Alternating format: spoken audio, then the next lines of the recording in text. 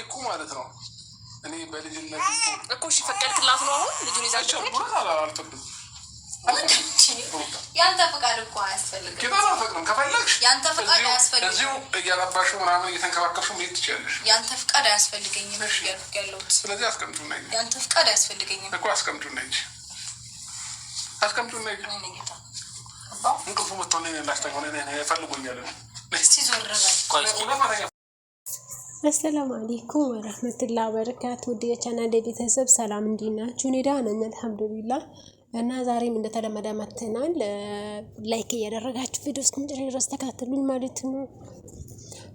እና ዛሬ እንግዲህ ይዤላችሁ የመጣሁት እንደምታዩት የተለመደ ነው። አብርሽ ለሩታ ልጇን ከለከላት። ለምን ከለከላት? ጥያቄ አብርሽ እንግዲህ ቤት ሲሄድ ልጄን ማየት በበቂ አልቻልኩም፣ መንከባከብ አልቻልኩም፣ አብሮ ጊዜ ማሳለፍ አልቻልኩም፣ ሩታ ከልክለኛለች በሚል መሪ ቃል ልጄን አልሰጣም መታታየዋለች እና መታው አይታው ከኔ ጋር ሆና መንከባከብ ከፈለገች ከኔ ጋር ሆና ተንከባከበዋለች። መታታ ምናምን አይታው ትሄዳለች እንጂ ልጄን ይዛ አትሄድም።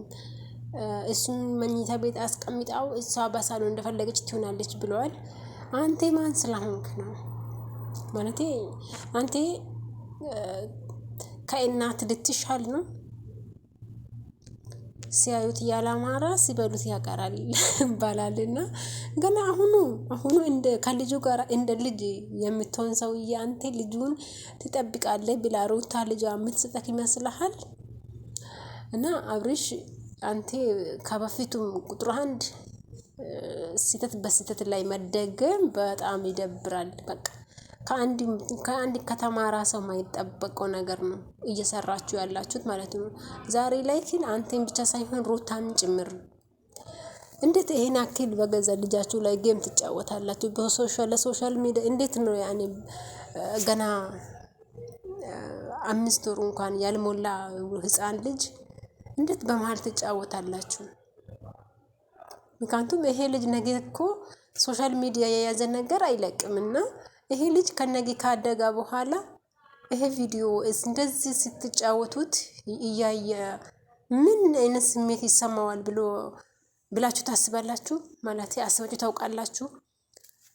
ምክንያቱም እናንተ ዛሬ ላይ የምታደርጉት ለሶሻል ሚዲያ ቢዝነስ ብላችሁ ይሆናል። ኦኬ ግን ይሄ ልጅ ነገ ይሄን ቪዲዮን ተመልሶ ሲያይ እናንተ ብትደልቱ እንኳን ብዙ ማይደለት ሚዲያዎቹ ይኖራሉ ማሰላኝ እኔ እንጃ በቃ። እና ነገ ይሄ ልጅ ካደጋ በኋላ ይሄን ቪዲዮውን ተመልሶ ሲያይ እንደ ኳስ አንዴ ወደዛ አንዴ ወደዚህ እያደረጋችሁ ስትጫወቱበት ሲያይ ምንድነው የሚሰማው? እናትና አባቴ ምንድነው በቃ ያደረጉኝ ነገር ልክ ነው ብሎ ነው የሚያሳልፋችሁ? ስለዚህ ቢያንስ በአንዳቸው በኩል መልካም ነገር ቢያገኝ ብዬ አስባለሁ። ቢያንስ ይሄ ልጅ ከእናቱ ወይም ከአባቱ ምክንያቱም ቢያንስ ከሁለት አንዳችሁ መልካም ብትሆንላት ከሁለት አንዳችሁ ያ ቤተሰብ ወይም ደግሞ የአባት የእናትነት ኃላፊነት ቢሰማችሁና በስርዓቱ ብታሳድጉት አሪፍ ነው። ምክንያቱም ይሄ ህፃን ልጅ በጣም እየተጫወታችሁበት ነው። አሁን በቃ በዚህ ሁኔታ በሁለታችሁ መካከል አንድ ነገር ቢሆን በኋላ ጉዳቱ ለራሳችሁ ነው። ስለዚህ ፕሊዝ አብርሽና ሩታ ለልጃችሁ ክብር ኑራችሁ። በጣም አብርሽ አንተ ደግሞ በጣም በቃ ልጅ ምንድነው እንደዚህ ልጅ መጫወት እንዴ? ሲጀመር ሩታ እውነቷን እኮ ነው። ወተቱን ለራስክ በጥብጥ የጠጣ አንተ ገና አላደክም ህፃን ልጅ ነህ ብለሃለች እና እውነታም ነው እንደውም። እና እንዴት እንደዚህ ታደርጋለህ አንተ? ከሄርሜላ ጋር ያለህን ሪሌሽን እንዳትረሳ በዚህ አጋጣሚ። በሩታ አጠገብ እኮ ሄርሜላ ሩታ እስከምትወጣ ድረስ ጨንቋታል እያልክ ትነግራለህ፣ ታወራለህ። እና ምን ልታደርግ ነው የጨነቃት? ተው አታናግሩን። ተው ተናግሮ አናጋሪ አትሆኑብን በእኛ ላይ ማለት ነው። እና ለተመልካች ክብር የላችሁ፣ ለወለዳችሁ ልጅ ክብር የላችሁ፣ ለህዝቡ ክብር የላችሁ። እናንተ ምን አይነት በቃ ማህበረሰብ ናችሁ እንዴ? ቢያንስ ልጁን ለእናቱ ተዋት በቃ። ሩታና ያንተ ግንኙነት እና ግንኙነታችሁ የጀመረም የውሸት ነበር ማለት ነው። እና ይሁን ችግር የለም ግን ልጁን ብቻ በመሃል ባትጫወቱት አሪፍ ነው ብዬ ነው የማስበው። እና በህፃኑ ልጅ ላይ እንደዚህ አይነት ጌም እናትና አባት ስትጫወቱ አሪፍ አይደለም። ሩታዬ አንቺ ጠንካራ ነሽና ጠንከር ብለሽ ልጅሽን ከዚህ ድራማ ከዚህ ጭቅጭቅ አውጪው።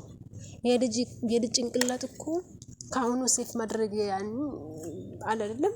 ልጆቹ እንክብካቤ ሲሰጣቸውና ያለ እንክብካቤ ሲያድጉ እኩል አይደለም። አሁን ይሄ ልጅ ሁለታችሁ እንዴት እየደረጋችሁ እንደሆነ አእምሮ እየቀረጸ ሊሆን ይችላል። እናንተ ቢካውዝ ልጁ ህፃን ነው ምንም አያውቅም ልትሉ ትችላላችሁ። እና ሩታ የፕሊስ ልጅ ከአብርሽ እጅ ውሰጂ። ልጅሽን አሳልፈሽ ለአደጋ እንዳትሰጪ። እንዴ ልጅ እኮ መልካም ነገር እያያ መልካም ነገር እየቀረጸ ምን አይነት አባት እንደሆናችሁ ምን አይነት እናት እንደሆንሽ እንዴ ልጁ ከእናንተ ፍቅር መማር አለበት። እንዴ እንደ ትልቅ ሰው እንድታስቡ በቃ አይደለም እንደ ትልቅ ሰው አስቡት። መቼ ነው እንደ ትልቅ ሰው የምታስቡት?